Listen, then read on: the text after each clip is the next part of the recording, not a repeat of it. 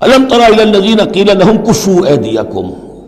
واقیموا الصلاۃ وآتوا الزکاۃ، ذرا تم نے دیکھا نہیں ان لوگوں کی طرف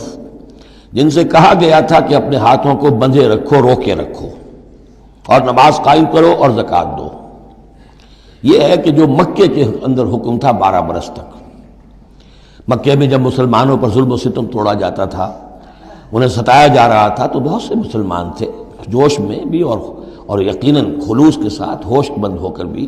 کہ ہمیں اپنے ان بھائیوں کی مدد کرنی چاہیے۔ اب یہ سمیہ ہمارے سامنے جو ہے، جو کچھ ہو رہا ہے اس کے ساتھ ہماری نگاہوں کے سامنے، یاسر کے ساتھ جو کچھ ہو رہا ہے، حضور ہمیں اجازت دیجیے۔ آخر ہم جو ہے،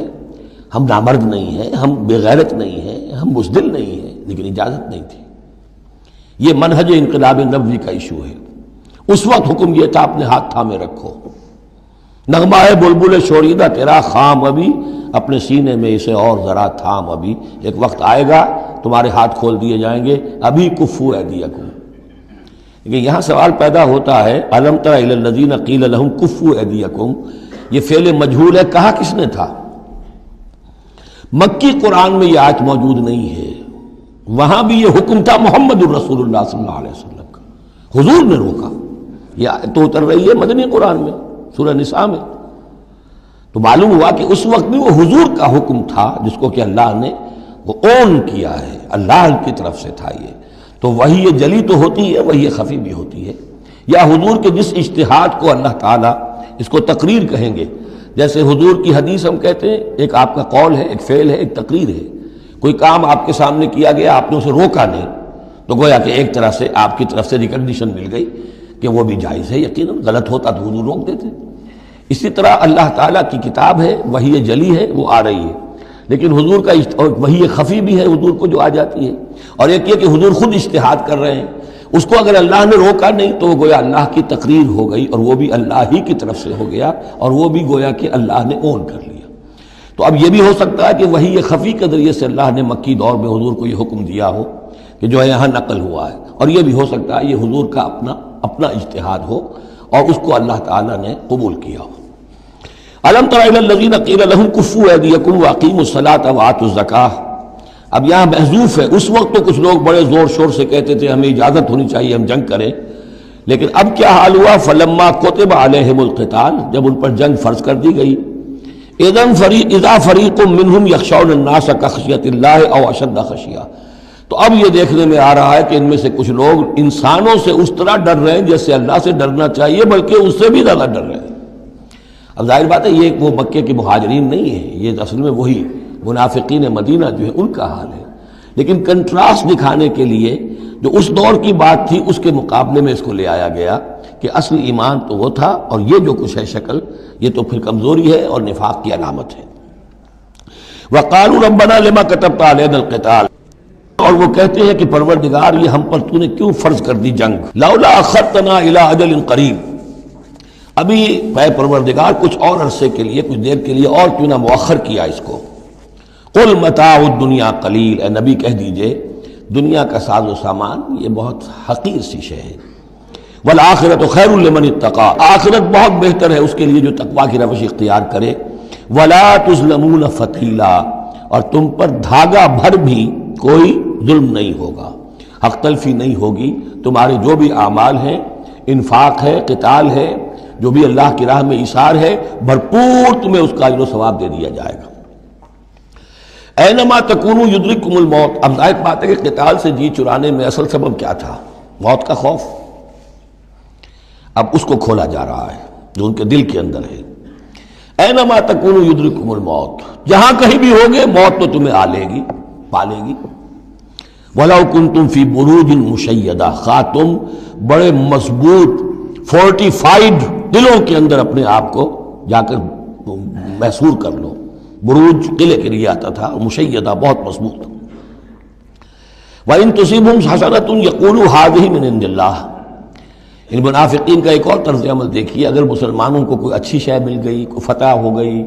کوئی اور خیر آ گیا، حضور کی تدبیر کے اچھے نتائج نکل آئے، تو اسے حضور کی طرف منسوب نہیں کرتے تھے، کیا کہتے تھے؟ ان تصیبہم حسنۃ یقولوا ھذہ من عند اللہ، بڑا اللہ کا فضل ہوا اور اللہ کا کرم ہوا، اللہ نے کیا ہے۔ وَإِن تُصِبْهُمْ سَيِّئَةٌ، اگر کوئی تکلیف آ گئی، کوئی مصیبت آ گئی، یقولوا هَٰذِهِ مِنْ عِندِكَ، اے محمد آپ کی وجہ سے ہوا ہے، یا آپ نے یہ غلط اقدام کیا، آپ نے یہ فیصلہ کر لیا کہ کھلے میدان میں جا کے جنگ کریں گے، ہم نے تو مشورہ دیا تھا آپ کو، آپ کی بھی رائے یہی تھی کہ مدینے کے اندر محصور ہو کر جنگ کریں، خیر آ گئی تو اللہ کی طرف سے، اور اگر تکلیف آ گئی تو اے محمد آپ کی طرف سے۔ قل کل من عند اللہ، کہہ دیجئے یہ سب چیزیں، خیر ہو، شر ہو، تکلیف ہو، آسانی ہو، مشکل ہو، جو بھی صورت میں سب اللہ کی طرف سے ہیں۔ فما لہؤلاء القوم لا یکادون یفقہون حدیثا، تو ان لوگوں کو کیا ہو گیا ہے کہ یہ کوئی بات بھی نہیں سمجھتے، ان کی مت بالکل ماری جا چکی ہے۔ اب یہاں جو اگلی آیت ہے اس کے بارے میں کافی قول ہیں، لیکن جو میرے نزدیک راجح ہے وہ میں بیان کر رہا ہوں کہ اس میں تحویل خطاب ہے۔ شروع میں جو خطاب کیا جا رہا ہے وہ ان مسلمانوں کو جن کی طرف سے یہ کمزوری یا نفاق ظاہر ہو رہا تھا۔ ما اصابک من حسنۃ فمن اللہ وما اصابک من سیئۃ فمن نفسک، دیکھو اے مسلمان، جو بھی کوئی خیر تمہیں ملتا ہے تمہیں یہی کہنا چاہیے اللہ کی طرف سے، اگرچہ خیر بھی اللہ کی طرف سے اور شر بھی اللہ کی طرف سے۔ یہ تو جو ہمارے ایمان کا ہے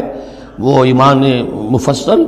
والقدر خیرہ وشرہ من اللہ تعالی والبعث بعد الموت، ہمارا ایمان اس پر ہے۔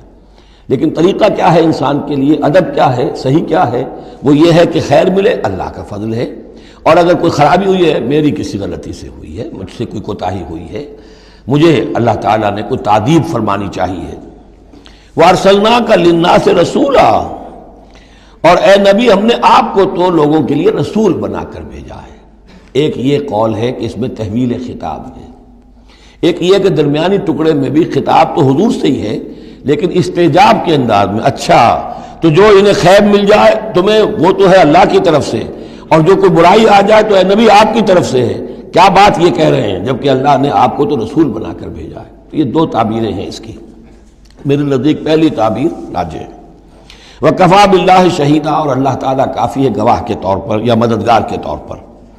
مَن يُطِعِ الرَّسُولَ فَقَدْ أَطَاعَ اللَّهَ، جو کوئی اطاعت کرتا ہے رسول کی، جس نے اطاعت کی رسول کی اس نے اطاعت کی اللہ کی۔ یہ ٹکڑا بہت اہم ہے، اس لیے کہ اس کے ساتھ ہی آپ حدیث اپنے دماغ میں ٹانک لیجئے، اپنے ذہن میں، اس لیے کہ یہ جو کام تھا سارا کا سارا ایک جماعتی زندگی کے تحت ہو رہا تھا، اور اس میں رسول جو ہے صلی اللہ علیہ وسلم وہ جنگ میں ہے تو کمانڈر ان چیف ہے، لیکن کمانڈر ان چیف کے ساتھ دوسرے چھوٹے کمانڈرز بھی تو ہوتے ہیں، میمنہ پر، میسرہ پر، قلب پر، عقب پر، ہراول دستے پر کون ہے؟ لہذا چین ہے یہ اطاعت کی، سم اطاعت کی، کہ حضور نے فرمایا من اطاعنی فقد اطاع اللہ، وہ تو یہی بات آ گئی، من یطع الرسول فقد اطاع اللہ، من اطاعنی فقد اطاع اللہ ومن عصانی فقد عصى اللہ، جس نے میری اطاعت کی اللہ کی اطاعت کی، جس نے میری نافرمانی کی اللہ کی نافرمانی کی۔ ومن اطاع امیری فقد اطاعنی، جس نے میرے مقرر کردہ امیر کی اطاعت کی اس نے میری اطاعت کی۔ ومن عصى امیری فقد عصانی، اور جس نے میرے معین کردہ امیر کی مخالفت کی یا اس کی نافرمانی کی اس نے میری نافرمانی کی۔ تو یہ چین چلے گی اوپر سے نیچے تک، جو بھی جماعت ہوگی، لشکر ہوں گے، اس میں جو ہے رینکس ہوں گے، اس میں کارڈرز ہوں گے، اسی طریقے سے یہ سم و طاعت جو ہے اس کی ایک زنجیر چلتی چلی جائے گی۔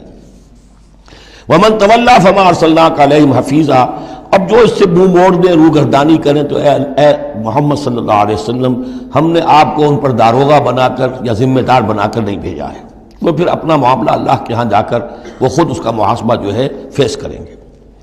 وَيَقُولُونَ طَاعَةٌ،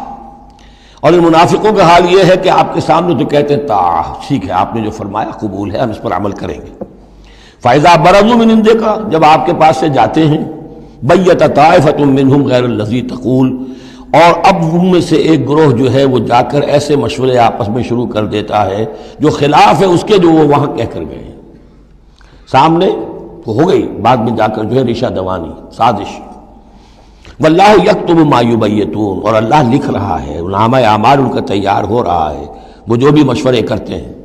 فاعرض عنہم، تو اے نبی ان سے اعراض کیجئے، ان کو دفع کیجئے، چشم پوشی کیجئے، یہ کوئی نقصان نہیں پہنچا سکیں گے۔ اس میں بھی مصلحت یہ ہے کہ ابھی ان کے خلاف اقدام کرنا خلاف مصلحت ہے، جیسے ایک دور میں فرمایا گیا کہ ابھی فاعفو واصفحوا، ان یہودیوں کو ذرا ابھی ان کی شرارتوں پر نکیر نہ کیجئے، جو کہہ رہے ہیں صبر کیجئے، اس لیے کہ ابھی اسی کے اندر مصلحت ہے کہ ابھی یہ محاذ نہ کھولا جائے۔ اسی طرح ان کے بارے میں کہا کہ آرزنو، ابھی ذرا کچھ عرصے کے لیے، یہاں الفاظ تو نہیں ہے وہ عرصے کے لیے، لیکن نتیجے کے طور پر، اس لیے کہ غزوہ تبوک کے بعد پھر حضور نے ان پر گرفت شروع کی، تو وقت آ گیا کہ اس کے بعد ان کے پردے چاک کر دیے گئے، جو پردے پڑے رہے تھے اب تک وہ پردے اٹھا دیے گئے تھے۔ فَأَعْرِضْ عَنْهُمْ وَتَوَكَّلْ عَلَى اللَّهِ، اور آپ اللہ پر توکل کیجئے، وَكَفَى بِاللَّهِ وَكِيلًا، اللہ کافی ہے سہارے کے طور پر۔ یعنی ان کی یہ ریشہ دوانیاں، ان کے یہ مشورے، ان کی یہ سازشیں، یہ سب جو ہے پادر ہوا ہے، اور یہ سب نسیم منسیہ ہو جائیں گی، آپ فکر نہ کیجئے۔ افلا یتدبرون القرآن، تو کیا یہ لوگ قرآن پر تدبر نہیں کرتے؟ پڑھتے تو ہیں، میں نے آپ سے کہا نا نمازیں تو وہ پڑھتے تھے، جو بھی منافق تھا اسے اس وقت نماز تو پڑھنی پڑتی تھی، ورنہ تو مسلمان نہ مانا جاتا۔ آج تو مسلمان مانے جانے کے لیے نماز ضروری نہیں ہے، اس وقت تو ضروری تھی، بلکہ عبداللہ ابن ابی تو پہلی صف میں ہوتا تھا، اور جمعے کے روز تو خاص طور پر حضور کے خطبے سے پہلے کھڑا ہو جاتا تھا اور اعلان کرتا تھا، لوگوں توجہ سے سنو، یہ اللہ کے رسول ہیں، اپنی چودراہٹ کے اظہار کے لیے کہ میں یہاں کا چودھری ہوں۔ تو وہ نمازیں تو پڑھتے تھے، قرآن سنتے تھے، لیکن افلا یتدبرون القرآن، قرآن پر تدبر نہیں کرتے۔ یہ قرآن ان کے سروں پر سے گزر رہا ہے، یا ان کے ایک کان سے داخل ہو کر دوسرے کان سے نکل رہا ہے۔ وَلَوْ كَانَ مِنْ عِنْدِ غَيْرِ اللَّهِ، اگر یہ اللہ کے سوا کسی اور کے پاس سے آیا ہوتا، لَوَجَدُوا فِيهِ اخْتِلَافًا كَثِيرًا، تو اس میں بہت سے تضادات وہ پاتے۔ اس پر غور کرو گے، یہ بڑا مربوط کلام ہے، اس کا پورا فلسفہ جو ہے بہت منطقی طور پر مربوط ہے، اس کے اندر کہیں کوئی تضاد نہیں ہے۔ وَإِذَا جَاءَهُمْ أَمْرٌ مِّنَ الْأَمْرِ، انہی منافقین کا ایک اور روش، جب ان کے پاس کوئی خبر پہنچتی ہے کسی بات کی، من الامن او الخوف، امن کے بارے میں یا خوف کے بارے میں، کہیں سے خبر آ گئی کہ فلاں قبیلہ چڑھائی کرنے کی تیاری کر رہا ہے، حملہ کرے گا، اذاعوا بہ، تو وہ اس کو پھیلا دیتے ہیں، نشر کر دیتے ہیں، عام کر دیتے ہیں، تاکہ لوگوں میں خوف اور ہراس پیدا ہو جائے۔ یہ اسی سے اذاع کا لفظ آج کل بنا ہوا ہے، ریڈیو کو، نشر کو، براڈ کاسٹنگ کے لیے یہ لفظ ہے عربی کا، جدید عربی کا، اذاعۃ الجمہوریۃ المتحدۃ العربیہ، یہ جو ریڈیو ہے، this radio of United Arab republic,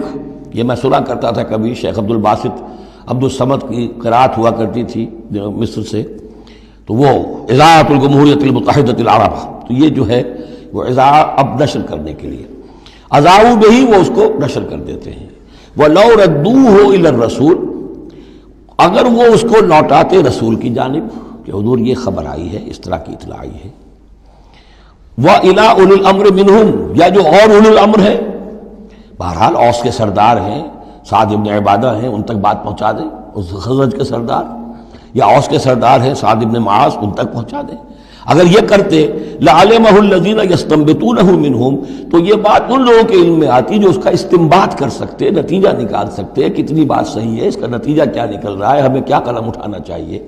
اور جب انہوں نے وہ خبر ایسے ہی جو ہے پھیلا دی،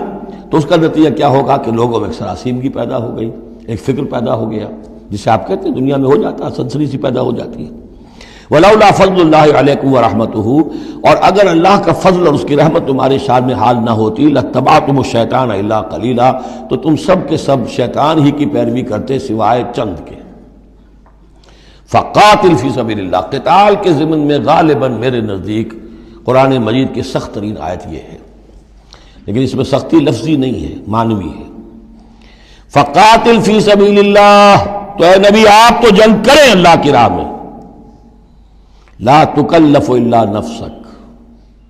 آپ پر کوئی ذمہ داری نہیں ہے سوائے اپنی ذات کے۔ وحرض المؤمنین، اہل ایمان کو جتنا بھی آپ اکسا سکے اکسا، اختیار تو نہیں، یعنی اگر کوئی اور نہیں نکلتا اکیلے نکلیے، جیسے کہ حضرت ابوبکر نے کہا بھی تھا، جب کہا گیا کہ مانعین زکوٰۃ کے معاملے میں نرمی کیجیے، کوئی نہیں میرا ساتھ دے گا، میں اکیلا جاؤں گا،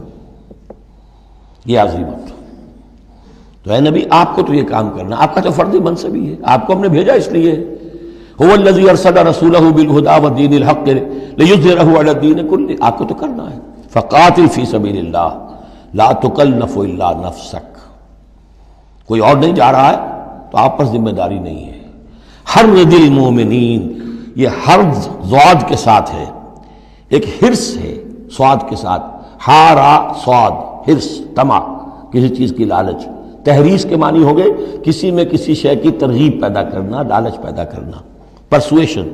حرض، یہ ضاد جو آیا ہے یہ ہے جیسے اکسانا، لوگوں کے جذبات کو جوش میں لانا، ایمان کے اندر ان کے جوش پیدا کرنا، یہ ہوگا یہ حرض۔ حرص سے یہ ضاد ایک نقطے سے بڑا فرق واقع ہوا ہے۔ وحرض المومنین عسى اللہ ان یکف باس الذین کفروا، ہو سکتا ہے یا امید ہے کہ اللہ تعالیٰ جلد ہی ان کافروں کی قوت کو روک دے، تھام لے۔ ان کی جنگ جو ابھی بڑی ان کی چلت پھرت ہو رہی ہے، ابھی یہ کچھ عرصے کی بات اور ہے، وہ وقت بس آیا چاہتا ہے کہ ان میں دم نہیں رہے گا۔ اس لیے کہ سن 5 میں، یوں سمجھیے یہ سن 4 میں نازل ہو رہی ہے سورہ نساء، سن 5 میں سورہ احزاب ہے، اور غزوہ احزاب کے بعد کہہ دیا تھا محمد رسول اللہ صلی اللہ علیہ وسلم نے کہ یہ آخری بار تھی کہ قریش ہم پر ہمراہ آور ہوئے۔ لن یغزوکم قریش بعد عامہم ھذا ولکنکم تغزونہم، اے مسلمانوں بس قریش کی بس ہو گئی ہے، اب وہ آئندہ کبھی تم پر حملہ آور ہونے کی ہمت نہیں کر سکتے، اب تو تم ان کے اوپر ان کے خلاف اقدام کرو گے۔ اس لیے 6 سال میں اگلے سال آپ نے سفر کیا عمرے کا، ٹریٹی ہو گئی، انا فتحنا لک فتحا مبینا، صلح حدیبیہ، اور اس کے بعد 7ویں سال میں اللہ تعالیٰ نے فتح خیبر عطا فرما دی، اور 8ویں سال میں مکہ فتح ہو گیا۔ وہ ایک کے بعد دوسری جو تالے ہیں وہ کھلتے چلے گئے، اور اسی وقت وہ پھر سورہ صف نازل ہو گئی تھی کہ اب وَأُخْرَىٰ تُحِبُّونَهَا نَصْرٌ مِّنَ اللَّهِ وَفَتْحٌ قَرِیب، یہ بھی غزوہ احزاب کے فوراً بعد نازل ہوئی کہ اے نبی بشر المومنین، اہل ایمان کو بشارت دے دیجئے کہ وہ سخت دور گزر گیا، اب اللہ کی طرف سے نصرت اور فتح تمہارے قدم چوما چاہتی ہے۔ عسى اللہ ان یکف باس الذین کفروا، امید ہے کہ اللہ تعالیٰ ان کافروں کی قوت کو تھام لے گا، ان کی جنگ کو روک دے گا۔ واللہ اشد باسا واشد تنکیلا، اور یقیناً اللہ تعالیٰ بہت سخت ہے جنگ میں بھی، قوت میں بھی، اور سزا دینے میں بھی، اور سختی اور عقوبت میں بھی۔ اس کے بعد پھر تمدنی چیزیں کچھ آ رہی ہیں، یہ اب پھر مسلمانوں سے خطاب آ رہا ہے۔ یہ منافقین سے 2 باتیں آ چکی، ایک اطاعت رسول جو ان پر شاق گزرتی تھی، اور ایک قتال فی سبیل اللہ جو ان کے لیے بہت بڑا امتحان بن جاتا تھا۔ من یشفع شفاعۃ حسنۃ یکن لہ نصیب منہا، انسانی معاشرے کے اندر سفارش کرنا کسی کے لیے یہ بھی ایک اس کا لازمی سا حصہ ہوتا ہے۔ کوئی شخص ہے، اس کی کوئی احتیاج ہے، آپ جانتے ہیں کہ نیک آدمی ہے، صحیح آدمی ہے، بے روپیہ نہیں ہے، دوسرے شخص کو جانتے ہیں کہ وہ اس کی مدد کر سکتا ہے، آپ جا کر اس کے لیے کہیں کہ اس کی مدد کی جائے، میں اس کو جانتا ہوں، یہ کوئی پروفیشنل بیگر نہیں ہے۔ یا اسی طرح کا معاملہ، کوئی مقدمے کا مسئلہ ہے، آپ کے علم میں کچھ حقائق ایسے ہیں کہ جو فائل کے اوپر جو پولیس نے جو بھی کر رکھی ہے کارروائی، وہ دھوکہ دینے والے ہیں، ڈیسیونگ ہے، تو آپ جاتے ہیں کسی کے پاس اور کہتے ہیں کہ یہ بات یوں ہے، تو یہ کوئی بری بات نہیں ہے۔ اچھائی کے لیے، نیکی کے لیے، بھلائی کے لیے، خیر کے لیے، عدل کے لیے، انصاف کے لیے اگر سفارش کی جائے تو اس میں کوئی حرج نہیں، بلکہ اس سے اللہ تعالیٰ ثواب عطا فرمائے گا۔ من یشفع شفاعۃ حسنۃ، جو کوئی سفارش کرتا ہے اچھی، یکن لہ نصیب منہا، اسے اس میں سے بھی حصہ ملے گا، اس کی نیکی، اس کے اجر و ثواب میں سے اسے حصہ ملے گا۔ ومن یشفع شفاعۃ سیئۃ یکن لہ کفل منہا، اور کسی نے بری سفارش کی، غلط سفارش کی، جھوٹی کی، حقائق کو توڑا مروڑا، تو پھر اس کے جرم کے اندر جو جس کے لیے وہ سب کچھ کر رہا ہے وہ بھی شریک ہو گیا، اس کا برابر کا حصہ دار ہو گیا۔ واللہ وکان اللہ علی کل شیء مقیتا، اور یقیناً اللہ تعالیٰ ہر شے پر قوت رکھنے والا ہے۔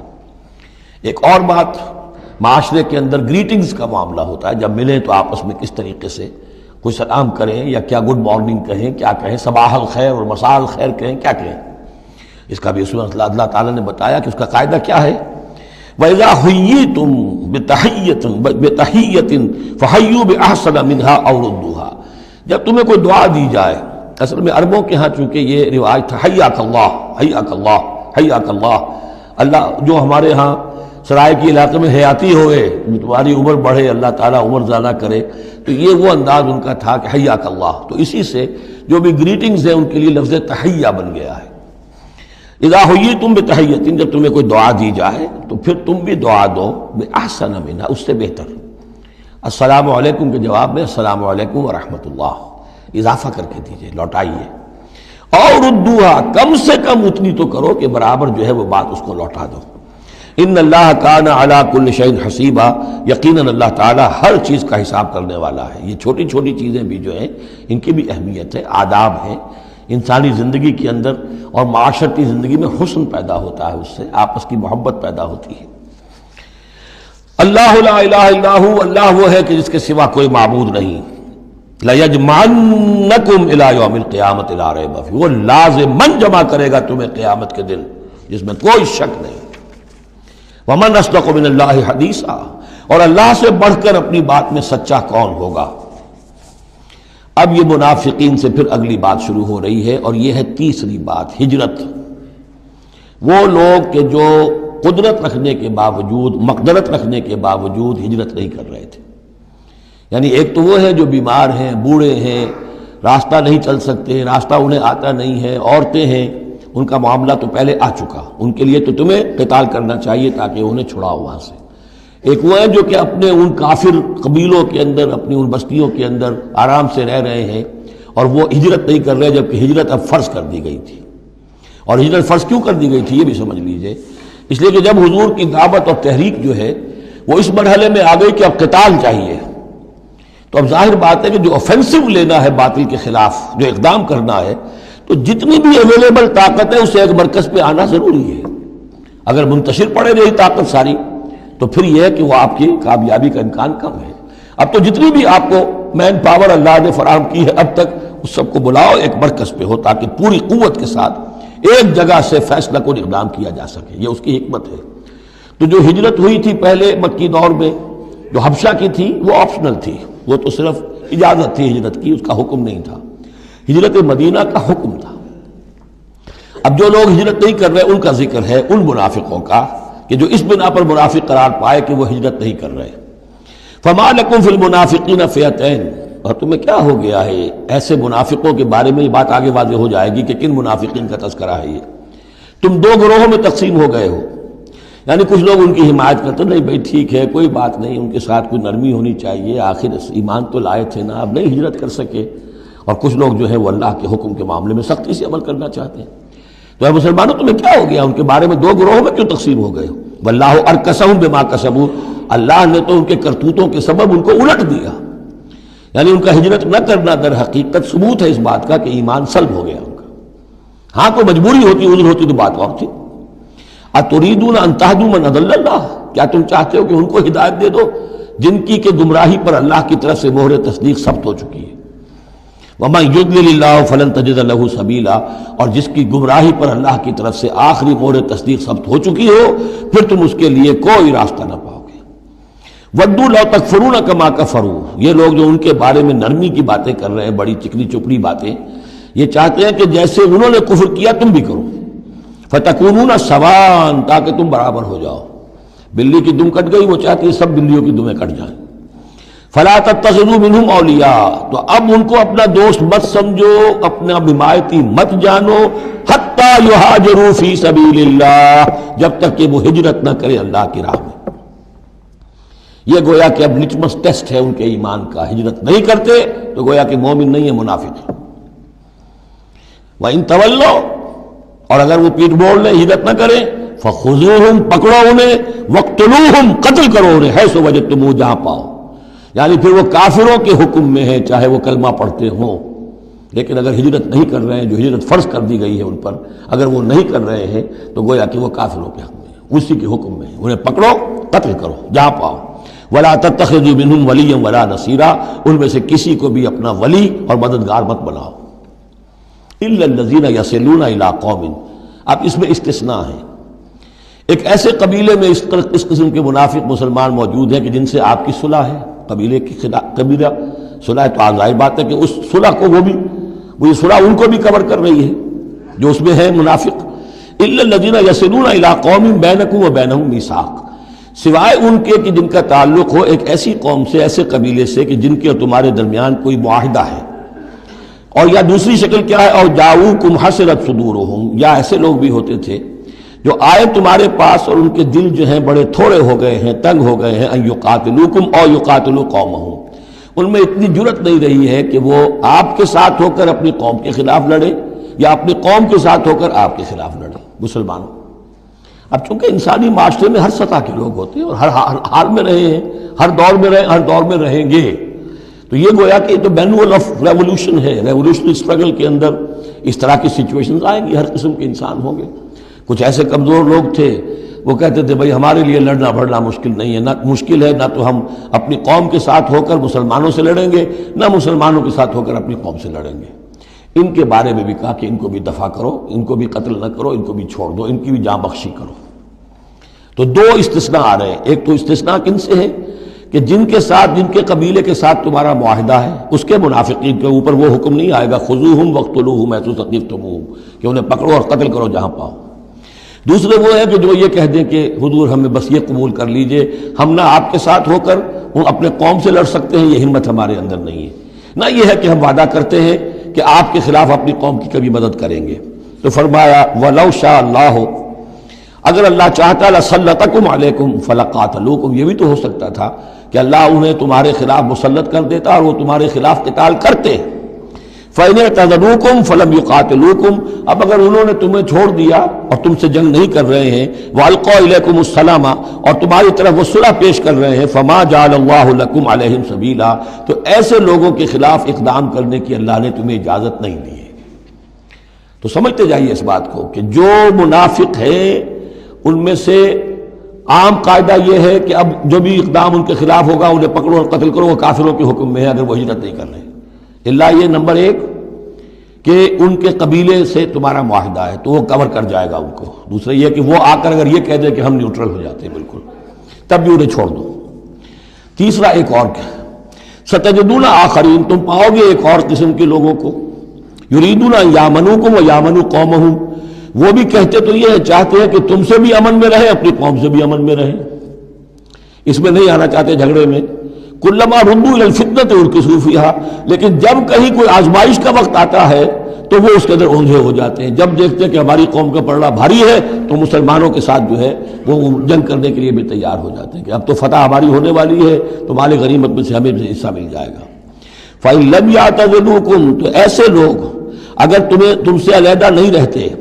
باز نہیں رہتے تمہارے خلاف لڑنے سے، وَيُلْقُوا إِلَيْكُمُ السَّلَامَ، اور اگر تمہارے سامنے صلح پیش نہیں کرتے، وَيَكُفُّوا أَيْدِيَهُمْ، اور اپنے ہاتھ نہیں روکتے، فَخُذُوهُمْ، تو پکڑو انہیں، وَاقْتُلُوهُمْ، اور قتل کرو انہیں، حَيْثُ ثَقِفْتُمُوهُمْ، جہاں بھی کہیں پاؤ۔ یعنی اگر غداری انہوں نے کہی ہے، ایک وعدہ کیا تھا اس کے خلاف کیا ہے، تو پھر یہ وہ جو امان تھی وہ ختم ہو گئی۔ وَأُولَٰئِكُمْ جَعَلْنَا لَكُمْ عَلَيْهِمْ سُلْطَانًا مُبِينًا، ایسے لوگوں کے خلاف ہم نے تمہیں سند اور قوت عطا کر دی ہے کہ تم اس کے خلاف کھلا اقدام کر سکتے ہو۔